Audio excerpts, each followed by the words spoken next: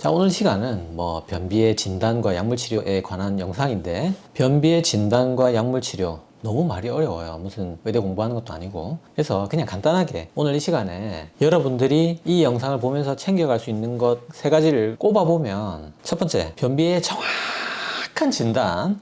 자, 두 번째로 변비 환자 중에 누가 병원에 가야 되는지, 이 사람 병원에 가야 된다, 그냥 약국약 먹어도 된다, 정확한 기준을 제가 딱 잘라 드리겠습니다. 세 번째는 변비 환자가 절대로 하면 안 되는 가장 위험한 행동은, 오늘 이 시간에 요 세 가지 질문을 중점적으로 변비의 진단과 약물 치료에 대해서 전반적으로 설명을 좀 드리도록 할게요. 네, 안녕하세요. 운동안내과 싹딩입니다. 자, 변비는 얼마나 많은지는 주변에 보면 금방 알 수 있습니다. 하지만 정확한 통계를 보시면 미국에서 대략 2%에서 27% 정도. 자, 2%하고 27% 갭이 너무 크잖아요. 이거는 변비를 정확하게 진단하지 않아서 생기는 그런 문제라고 할 수 있습니다. 그 다음에 이제 기본적으로 여자가 2배에서 3배 정도 많습니다. 그리고 또 고령에서 변비가 늘어나요. 지금 젊으신 분들 나이 들면 더 심해집니다. 자, 우리나라는 정확한 통계는 없지만 본인이 변비라고 느끼는 확률은 16.5%, 대략 6명 중에 1명이 변비라고 생각하시면 됩니다.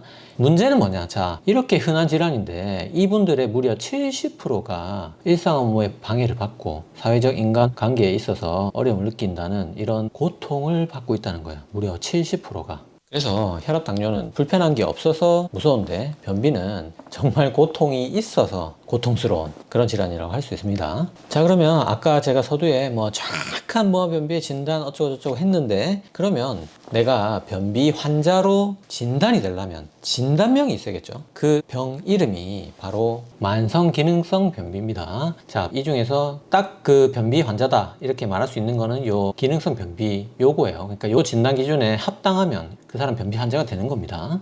자, 그래서 저 기능성 변비 진단에 대해서 굉장히 자세히 설명드릴 건데 어렵지 않습니다. 자, 여러분 333만 기억하시면 됩니다. 기능성 변비 진단이 되려면 세 가지가 있어야 되고 세 가지가 또 없어야 됩니다. 이렇게 기능성 변비 진단된 사람은 또 세 가지 형태의 변비 종류로 나뉘게 됩니다. 그래서 기능성 변비는 세 가지가 있고 세 가지가 없으면 진단이 되고, 그 환자들은 다시 세 가지 종류로 또 나눌 수 있다. 요게 333입니다.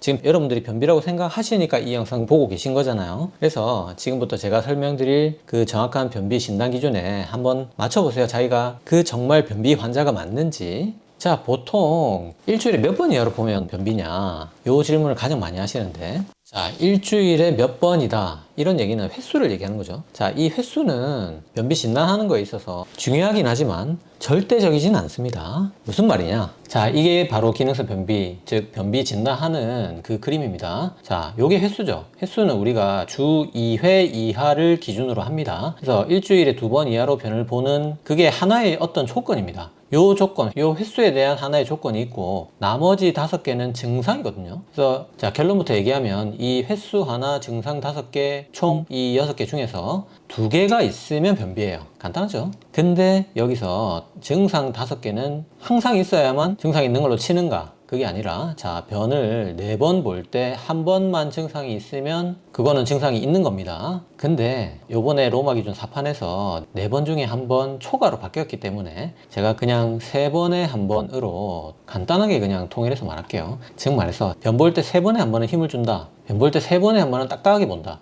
변 볼 때 3번에 한 번은 막힌 느낌이 든다, 변 볼 때 3번에 한 번은 남아있는 느낌이 든다, 변 볼 때 3번에 한 번은 손으로 파내거나 손으로 항문 자극을 줘야 된다. 자, 요런 게 있으면 그 증상이 있는 겁니다. 자, 여기서 딱딱한 변이 조금 애매할 수 있잖아요. 요거 정확한 기준이 있습니다. 자, 이런 식으로 브리스톨 스케일이라고 있는데, 자, 여기서 1, 2번이 딱딱입니다. 즉 말해서 1번은 염소똥, 토끼똥 같은 동글동글하고 굉장히 딱딱한 보기 힘든 변, 요게 1번이고, 2번은 그 감자 박힌 핫도그 모양의 그 굉장히 굵고 울퉁불퉁한 대변이 2번입니다. 그래서 1번 아니면 2번인 모양이 나왔을 때 딱딱한 변이라는 증상을 가지고 있다고 정의를 합니다. 그래서 자, 요 횟수 하나와 증상 5개 중에 2개 이상이면 변비예요. 그래서 내가 변을 일주일에 적게 보는 그 횟수를 하나 가지고 있고, 그 다음에 증상 5개 중에 하나를 가지고 있으면 그 사람 변비예요. 또 반대로 횟수는 매일 보더라도 증상 중에서 2개 이상을 가지고 있으면 또 변비예요. 자, 아주 극단적으로 얘기해서 변을 한 달에 한 번만 보더라도 딱딱하거나 힘든 그런 증상이 하나도 없으면 그 사람은 변비가 아니에요. 반대로 변을 매일매일 보더라도 3번에 한 번은 딱딱하고 남아있는 느낌이 든다. 그럼 그 사람은 변비인 거예요. 이제 이해가 되시죠? 그래서 실제로 변비 환자 중에 한 10% 정도만 이 횟수 조건을 만족하고 보통은 주 3회 이상은 다 본다고 합니다. 실제로 변비 환자를 할지라도. 그래서 이런 기준들을 더 많이 가지고 있다. 그래서 요 6개 중에 2개가 있는 그 조건이 시간상으로 최소 6개월 전부터 시작이 됐어야 되고, 그 증상이 이렇게 조금씩 있다가 최소 3개월 전부터는 이제 요 내용이 계속 지속이 돼야지 요게 있다고 봅니다. 그리고 마지막으로 자, 하재가 이제 변비약이거든요. 하재를 먹지 않으면 무름변, 설사 이런 거는 거의 내 인생에 뭐 설사는 없다 이런 분들 있잖아요. 요게 진짜 기능성 변비라는 거예요. 자, 그래서 요게 바로 있어야 되는 것 3가지입니다. 횟수 하나와 증상 5개를 합친 6개 중에 2개 이상이 있어야 되고 요게 1번이고요. 그 다음에 기간상으로 6개월 전부터 시작돼서 3개월 전부터 지속되는 요게 2번째고요. 그 다음에 하재를 먹지 않으면 무름변을 보지 않는 조건, 요게 3번째입니다. 그래서 요거 1번, 2번, 3번이 있어야 기능성 변비로 진단을 합니다. 자, 이제 없어야 되는 거 3가지 설명드릴게요. 자, 걸러져야 되는 게 3가지가 있습니다. 첫 번째로, 자, 이름이 길죠. 변비형 과민성 대장증후군이면 이 사람은 다 만족해도 변비 환자가 아니라 과민성 대장증후군 환자인 거예요. 그리고 약물에 의한 변비면 안 돼요. 3번째로, 질병에 의한 변비면 안 됩니다. 그래서 이걸 다 만족하더라도 과민성 대장증후군도 아니고 약물에 의한 것도 아니고 질병에 의한 것도 아니어야지 찐 기능성 변비 환자라는 영광스러운 칭호를 획득할 수 있습니다. 자, 첫 번째 변비형 과민성 대장증후군부터 볼게요. 자, 이게 배가 불편하면서 변복이 힘든 사람들이 있잖아요. 이 사람들이 주로 변비가 더 고통스러운 사람이면 기능성 변비고, 주로 복통이 더 고통스러운 사람이면 변비형 과민성 대장증후군 환자인 거예요. 근데 이게 과민성 대장증후군 환자 진단 기준이 있거든요. 그거를 만족하면 아무리 기능성 변비를 다 만족해도 그 사람은 과민성 대장증후군 환자라는 거예요. 자, 그런 개념을 아셔야 되고, 자, 2번째 약물에 의한 변비. 자, 뭐 변비를 일으키는 약은 굉장히 많습니다. 뭐 이거 다 설명할 수는 없고, 생각보다 설사약 먹고 변비 생기는 거를 간과하는 경우가 많아요. 그 다음에 우리 산모들 철분제 드시는 거, 이거 굉장히 강력한 변비 유발약입니다.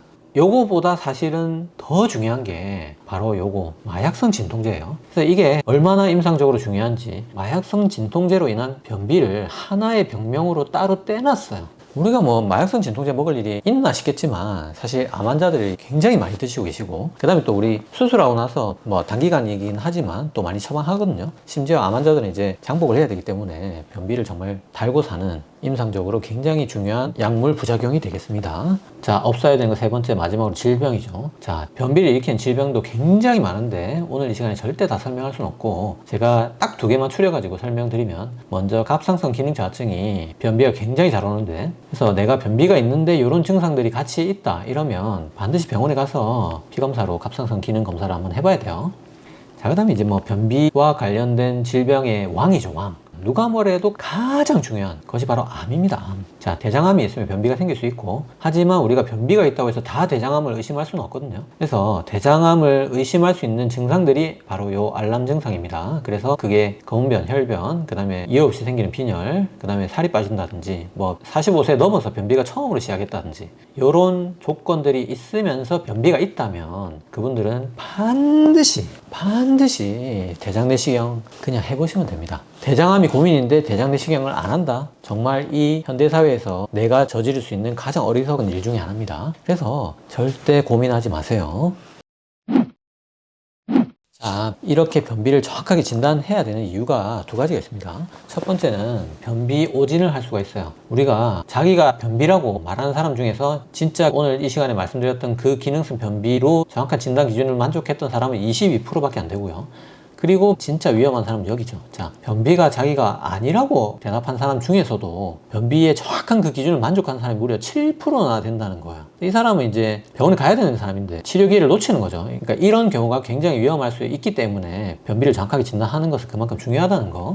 자, 2번째는 바로 병원을 가야 될 기회를 놓친다는 거예요. 기능성 변비 환자는 6.3%밖에 병원에 안 간다는 거예요. 정말 그 진료가 필요한 만성 기능성 변비에 정확하게 진단된 분의 93.7%는 진단이나 치료를 받을 기회를 상실하는 거예요.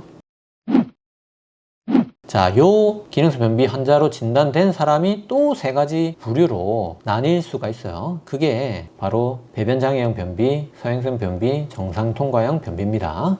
자, 아주 쉽게 설명하면 배변장애형 변비는 뭔가 항문 쪽이 쥐어 막히는 거예요. 그래서 쥐어 막힘 지옥이고, 서행성 변비 말 그대로 장 운동이 느린 거예요. 그래서 느림 지옥입니다. 정상통과형 변비는 장 운동도 정상이고 항문 쪽도 틀어 막히지 않는데 변이 딱딱한 거예요. 그래서 쥐어 막힘 지옥, 느림 지옥, 딱딱 지옥, 요 세 가지가 변비 3지옥이라고 할 수 있어요. 자, 그래서 장 운동이 느려서 변비가 생기는 서행성 변비도 바로 이해되고, 변이 딱딱해서 생기는 정상통과형 변비도 바로 이해가 되는데, 배변장애형 변비는 조금 이해가 어려울 수 있잖아요. 그래서 제가 아주 쉽게 정말 한 방에 이해할 수 있게 설명드릴게요. 자, 우리 직장하고 항문은 딱 이렇게 생겼습니다. 근데 여기서 마지막에 이렇게 꺾여 있어요. 꺾여 있는데 우리가 변을 보려고 힘을 이렇게 꽉 주잖아요. 그러면 여기가 슥 펴집니다. 그러면서 변이 쭉 나오겠죠. 이렇게 되는 게 정상입니다. 근데 배변장애형 변비는 여기 힘을 딱 주잖아요. 그러면 이게 더 꺾여요.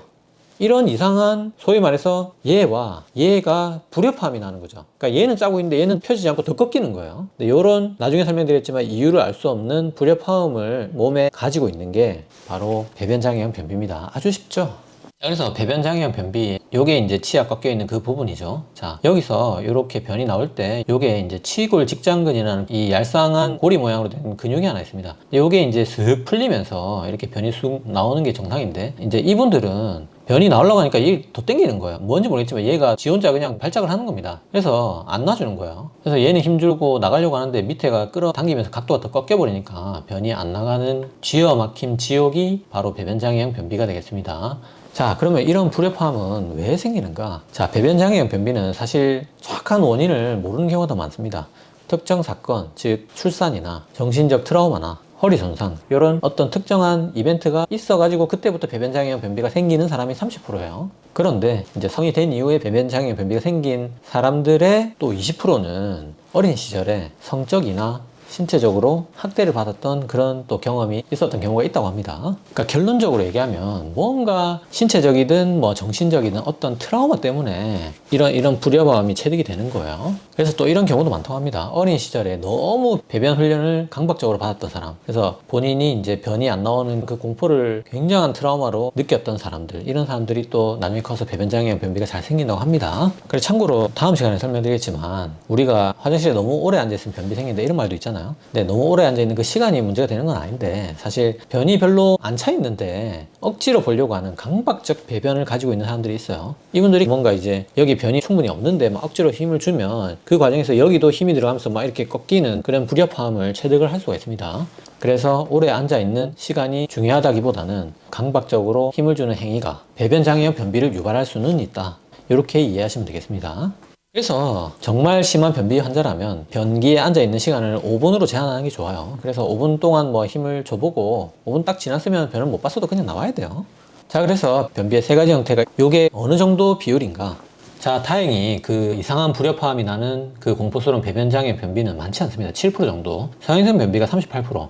정말 우리가 장에 아무 문제가 없는 게 바로 정상통과형 변비거든요. 근데 그게 절반 정도밖에 안 된다는 거야. 무언가 기능성 변비를 할지라도 장에 조금이라도 문제가 있는 변비 종류가 절반입니다. 절반. 그리고 심지어 배변장애 변비와 서행성 변비를 같이 가지고 있는 사람도 10%나 된다는 거야. 그래서 이분들은 이제 굉장히 심각할 수 있고, 뒤에 설명드리지만 반드시 병원에 가야 되는 그런 환자 그룹이 되겠습니다. 자, 그러면 내가 저 세 가지 중에 뭔지는 어떻게 진단할 수 있느냐? 대충 증상으로 알 수 있는 게, 배변장애형 변비는 막힌 느낌이나 잔변감을 주로 호소하시는 분들이 많고, 서행성 변비는 이제 횟수가 적어지겠죠. 주 2회 이하의 횟수를 가지고 있는 사람이 서행성 변비. 정상통과형 변비는 주로 힘주기나 딱딱한 변의 증상을 가지고 있는 분들이 많아요. 하지만 절대로 이런 증상으로 진단을 바로 하면 안 되고, 이런 증상이 있거나 아니면 뒤에 설명드릴 일반 약한 변비약을 먹었는데 안 된다든지, 그러면 요 두 변비의 형태를 의심을 해서 가능하면 좀 큰 병원, 거의 대학병원급으로 가서 대장 통과 시간 측정, 직장 항문 내압 검사, 배변 조영술, 이런 정밀 검사를 받을 수가 있거든요. 요 검사들이 뭐 그렇게 막 CT, MRI만큼 그렇게 빡신 검사는 아닙니다. 그래서 요 검사를 받아서 배변장애 변비나 서행성 변비가 아닌지 꼭 진단을 받는 게 중요합니다. 자, 그래서 저 긴장성 변비, 배변장애형 변비가 소위 말해서 좀 골 때리죠. 하여튼 요상한 그 불협화음을 체득이 돼가지고 이거는 사실 어떤 변비약을 써도 여기가 막히면은 아무 소용이 없는 거잖아요. 그래서 요게 굉장히 골치가 아플 수가 있는데 정말 다행히 이 배변장애형 변비는 근본적인 치료가 있습니다. 그 치료 이름이 바이오 피드백이라는 거거든요. 그래서 요게 힘을 줄 때 요게 꺾이지 않게 요게 펴지게 훈련을 하는 거예요. 근본 원인을 해결하는 거니까 근본적인 치료가 되겠죠. 그래서 무려 배변장애형 변비의 70%가 효과가 있습니다. 하지만 문제는 대학병원을 가야 되고, 두 번째는 치료기간이 거의 한 2년 정도 걸려요. 그래도 배변장애형 변비인지 모르고 다른 변비약은 안 들어서 뒤에 설명드리겠지만 굉장히 독한 변비약을 달고 사는 분들이 많은데, 그렇게 하면 진짜 장 다 망가지거든요. 그래서 특히 이 치료가 부작용도 전혀 없고 안전하면서 여러 번 시행받아도 전혀 몸에 무리가 없이 변비로부터 완전히 탈출할 수 있거든요. 그래서 이 배변장애 변비로 진단되신 분들은 반드시 바이오 피드백 치료를 받으셔야 됩니다. 자, 변비 진단 다 끝났고요. 자, 마지막으로 변비 약에 대해서 설명하기에 앞서서 제가 두 가지 퀴즈를 좀 내볼게요. 자, 첫 번째는 변비약은 이렇게 네 가지 종류로 나눌 수가 있습니다. 요 중에서 요 위에 두 개가 소위 생약, 약국약이고요. 얘가 병원 옛날 약, 전통적인 병원약, 얘가 병원 신약이에요. 그러면 이 네 가지 중에서 가장 독한, 가장 강력하고 빡세고 부작용이 큰 위험한 약이 무엇일까요? 자, 두 번째 퀴즈 내볼게요. 변비를 가장 악화시키는 행동은 땡땡땡 복용하는 것이다. 자, 정답 보여드릴게요. 열려라 지식의 별. 자, 변비를 가장 악화시키는 행동은 자극성 하제를 습관적으로 복용하는 것이다. 자, 다시 앞에 약 종류 네 가지로 돌아가서 요 약 종류에 각각의 이름이 있습니다. 바로 요 빨간색이 부피 형성하제, 요 녹색이 자극성하제, 요 파란색이 삼투성하제, 보라색이 위장관 운동 촉진제라고 불러요. 그래서 요 부피 형성하제랑 자극성하제는 생약 성분의 소위 말해서 약국에 파는 일반 의약품입니다. 근데 우리가 약국에서 너무나 쉽게 살 수 있는 이 둘코락스 아락실 비코그린 메이킨 같은 자극성하제가 사실은 이 네 가지 중에서 가장 세고 가장 독하다는 거죠. 여기서 1번, 2번, 3번, 4번 요 순서로 약이 강력하다고 생각하시면 돼요. 근데 이게 어느 정도 강력하냐, 자, 이 세 개 다 합친 거에 거의 10배라고 생각하시면 됩니다. 엄청나게 강력한 게 자극성 하제, 바로 둘코락스 아락실 비코그린 메이킨이에요. 자, 요 부피 형성 하제부터 짧게 하나씩 약 원리에 대해 설명드릴게요. 자, 부피 형성하제. 부피, 바로 변의 양을 늘린다는 거예요. 그래서 이거는 뭐 이해가 바로 되죠. 자, 이렇게 치약이 두 개 있을 때 요게 짜기가 쉬울까요? 요게 짜기가 쉬울까요? 그냥 한 방에 이해가 되시죠? 그러니까 여러분이 변의 양이 작으면 내 대장은 마른 치약을 쥐어짜는 이런 고통을 받는다는 거예요. 자, 그러면 변의 부피는 어떤 원리를 통해서 늘리느냐? 대변은 사실상 수분이 75% 거의 대부분입니다. 이 수분을 뺀 나머지의 대부분은 식이섬유와 그 식이섬유를 먹은 세균들이에요. 그래서 여기서 알 수 있는 건 뭡니까? 결국은 식이섬유를 넣어야지 식이섬유가 수분도 빨아들이고 세균도 먹이가 되죠. 그래서 대변의 부피에 결정적인 역할을 하는 건 식이섬유다, 그렇게 생각하시면 되고, 그래서 부피 형성하제는 사실상 식이섬유를 베이스로 만든 약들입니다. 그래서 이런 식이섬유를 정제해서 만든 부피 형성하제를 약국에서 사 먹어도 되지만, 심지어 그냥 기능식품으로 식이섬유를 영양제로 돈 주고 사 먹어도 이거는 충분히 변비에서 효과가 있고 돈값을 합니다. 이거는 또 다음 시간에 아주 자세하게 설명드릴 거고요. 자, 그 다음에 삼투성하제. 요거는, 자, 여기서 식이섬유는 요 대변이 수분을 덜 빨려나가게 지가 끌어잡고 있는 역할을 한다면, 삼투성하제는 반대로 여기서 물이 이쪽으로 약간 촉촉하게 쏴주는 그런 역할을 하는 게 삼투성하제입니다. 그래서 역시 얘도 대변의 양도 늘어나고 경도도 훨씬 물러지겠죠. 둘이는 이제 비슷한 효과가 있고 얘가 좀 더 효과가 좋고, 얘는 이제 병원에서 처방받아야 되지만 이런 종류의 또 약국 일반 의약품도 있습니다. 그래서 얘까지는 약국에 충분히 사 먹을 수가 있어요. 그 다음에 요즘에 신약으로 위장관 운동 촉진제 레졸로라는 약이 있는데, 요거는 장 운동을 조금 도와줍니다. 뭐 뒤에 나올 자극성하제만큼은 아니겠지만 약간 이 운동을 좀 도와서 변을 보게 하는 게 레졸로고, 그래서 이 약은 특히 서행성 변비 환자한테 도움이 크게 되겠죠. 그래서 내가 기존의 변비약 이 두 가지가 안 듣고 일주일에 2번 이하로 본다, 또는 대학병원에 가서 아이의 대장 통과 시간 검사를 해서 서행성 변비로 완전히 확진됐다, 이런 분들은 반드시 병원을 방문하셔서 이 병원 신약 레졸로 처방을 상담을 받으셔야 됩니다. 자, 마지막으로 오늘의 주인공 자극성 하제인데요. 이게 성분이 뭐 알로에세나 비타코딜이라고 되어 있지만 우리가 정말 약국에서 너무나 쉽게 살 수 있는 바로 그 둘코락스 아락실 비코그린 메이킨 그 약이에요. 그래서 이런 느낌이죠. 우리 쿵푸 어슬이었나 그 영화 보면 약한 줄 알고 그 민간인 너 나와보라 이렇게 했는데 엄청난 힘숨찐 아저씨 막 나와가지고 깜짝 놀란 그런 장면이 있었는데 그런 격이에요. 그러니까 생약이네 이거 되게 뭐 간편하게 약국에서 그냥 아주 쉽게 살 수 있어서 되게 약한 약인 줄 알았는데 엄청난 힘숨찐인 거죠. 자, 그러면 또 여기까지만 듣고 아니 그렇게 위험하고 독한 약을 약국에 그렇게 쉽게 살 수 있게 하면 어떡하냐 그렇게 또 생각할 수 있지만 여기서 잘 알아야 되는 게 저 약들은 횟수와 기간을 정해놓고 먹으면 굉장히 또 안전한 약 중에 하나예요. 그래서 저 약들이 약국에 쉽게 살 수 있는 거예요. 무조건 저 약이 나쁘다 이런 게 아닙니다. 근데 문제는 뭐냐면 장복하는 게 문제라는 거예요. 장복. 가장 위험한 행동은 자극성화제를 습관적으로 복용하는 게 위험하다는 거예요. 이거 자체가 위험하다는 게 아닙니다. 자, 자극성화제를 습관적으로 먹는 게 왜 문제가 되냐면 처음에는 저게 한 알만 먹어도 시원하게 쫙 나와요. 근데 문제는 이제 한 알이 두 알 되고 세 알 되고 네 알 되고 나중에는 열 알, 스무 알 먹어야지만 대변이 나오는 거예요. 그래서 내성이 생기는 겁니다. 자, 여러분 잘 생각해 보세요. 우리가 혈압약 먹기 싫잖아요. 왜 먹기 싫어요? 혈압약 한 번 먹으면 계속 먹을까 봐 그런 거잖아요. 바로 그 약입니다.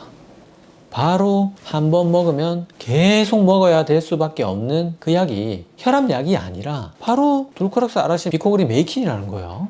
오히려 혈압약은 그렇지 않죠. 혈압약은 그냥 끊으면 원래 자기 높았던 혈압으로 돌아가는 그것밖에 없어요. 그냥 뭐 다시 이제 혈압약을 안 먹으면 혈압이 엄청나게 뛰어버리는 그런 뭐 내성이나 뭐 의존성 이런 게 없습니다. 근데 그게 정말 있는 게 저 자극성 하지라는 거예요. 그래서 약사님들 사이에서는 이런 말도 있다고 합니다. 돌코락스 여러 알 사가는 환자한테는 말도 걸지 마라. 자, 무슨 말이냐면 약사님들이 복약 지도를 할 거 아니에요. 이제 이 약은 자극성하기 때문에 장복하시면 몸에 해롭습니다. 뭐 이런 설명을 해봤자 환자들이 안 듣는다는 거예요. 어차피 저 약이 없으면 저분들이 이제 못 살기 때문에.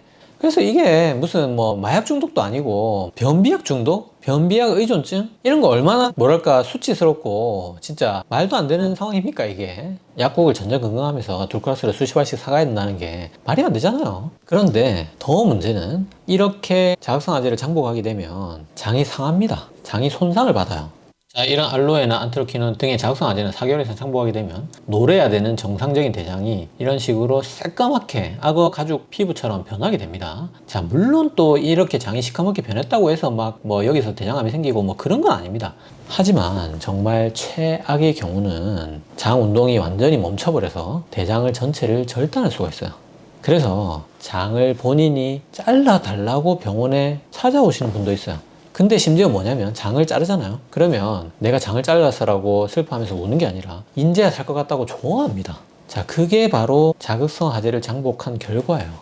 그러니까 절대 간과해서는 안 됩니다. 자, 이 약을 먹고 변을 보는 시간을 제가 알려드릴게요. 자, 부피 영상 하제는 보통 하루에서 이틀이 걸립니다. 그래서 쭉 한 달, 두 달 이렇게 장복하는 약이지 급할 때 먹는 그런 약이 아니에요. 삼투성 하제는 뭐 4시간, 6시간 지나면은 금방 효과를 볼 수 있고요. 자, 위장관 운동 촉진제 이거는 공식 작용 시간은 2시간 반이긴 합니다. 그래서 시간상으로 제일 짧긴 한데 근데 이게 뭐 자극성 하제처럼 막 쏟아져 나오는 그런 약은 아니거든요. 전혀 뭐 즉시 변을 본다 그런 느낌의 약은 아닙니다. 그래서 이것도 장복하는 용이고 그 다음에 자극성 하제가 또 삼투성 하제처럼 빠르면 4시간, 뭐 수시간 안에 바로 봅니다. 그래서 더더욱 우리가 너무 쉽게 찾아서 먹게 되는 거예요. 자, 그래서 자극성화제를 피하는 원칙 제가 2가지를 설명드릴게요. 첫 번째는 우리가 보통 약국에서 이걸 사 먹고 변이 안 나오면 여기로 바로 넘어갑니다. 자, 이게 가장 문제거든요. 그래서 반드시 1, 2, 3, 4 요런 순서로 약을 먹도록 해야 돼요. 그래서 내가 돌코락스 아락실 비코그린 메이킨을 하나 집어 먹을 때는 병원에 변이 안 나와서 관장하러 가는 수준까지 갔을 때 그 정도 경지까지 올랐을 때 돌코락스 하나 먹는 거야. 또는 뭐 내가 기숙사 갔다든지 어디 여행을 길게 가서 요번에 100% 변비가 생길 예정이다 이럴 때 하나씩 가져가서 먹는 게 자극성 하제라는 거예요. 그런 용도로 쓰셔야 됩니다. 자, 두 번째는 이 자극성 하제의 문제가 뭐냐면 다이어트 약에 또 몰래 섞어 놓은 경우가 굉장히 많아요. 자, 이거는 정말 저는 나쁘다고 할 수 있는데 자, 우리가 다이어트 약에 이 성분을 섞게 되면 막 설사를 잘잘 하면서 살이 쭉쭉 빠집니다. 그래서 다이어트 약 먹는 여성분들이 이거를 부작용이라고 생각해야 되는데 도리어 좋아하세요. 왜냐하면 다이어트 하면은 변비가 더 악화되거든요. 그래서 살도 빠지고 변도 잘 나오고 오히려 개이득이네 이러면서 그거를 즐기면서 먹는 경우가 있는데, 자, 이거 진짜 최악입니다. 다이어트 하기 우리가 뭐 보름, 한 달 이렇게 장복하잖아요. 거기에 계속 자극성화제에 노출이 되는 거예요. 그래서 장이 약해질 뿐더러 그렇게 설사로 뺀 살은 거의 대부분이 수분이기 때문에 물만 먹어도 다시 찌는 성분이고, 그래서 다이어트도 전혀 안 될 뿐더러 내 장만 그냥 변비약의 노예가 돼버리는 거거든요. 그래서 다이어트 약을 사 먹을 때는 자, 이런 성분들이 있는지 확인을 하는 게 좋아요. 자, 꼭 뭐 비사코딜 이렇게 적혀 있으면 다행이겠지만 이런 식으로 적혀 있는 경우도 많기 때문에 다이어트 약에 이런 성분이 들어 있다면 그 다이어트 약은 피하는 게 좋겠습니다. 자, 그래서 오늘 이 시간 마지막으로 가장 중요한 변비 환자 중에 누가 병원을 가야 되는가, 아주 간단 명료하게 지금까지 배운 내용을 바탕으로 딱 설명드릴게요. 자, 간단합니다. 자, 일단은 먼저 요 세 가지가 있어야 되고 요 세 가지가 없어야 되는 그 정확한 변비 기준을 다 만족해서 기능성 변비로 진단이 먼저 돼야 되고요. 자, 거기서 정상 통과형 변비 환자 중에서 부피 형성화제와 삼투성 화제 요 두 개로 해결이 되는 사람만 병원에 안 가셔도 돼요. 나머지는 전부 다 가야 됩니다.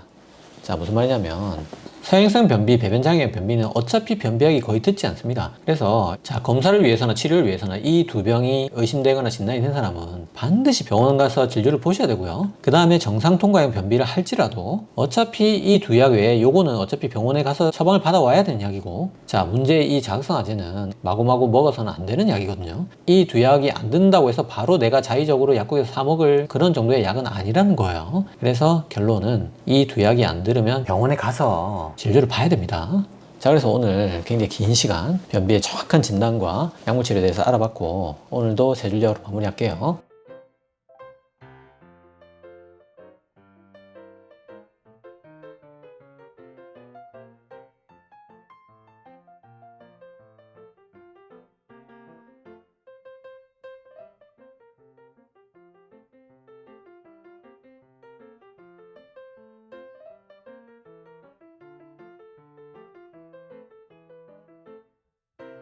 자, 오늘 영상 도움이 되셨나요? 도움이 되셨다면 구독은 여기, 관련 영상 여기 봐주세요.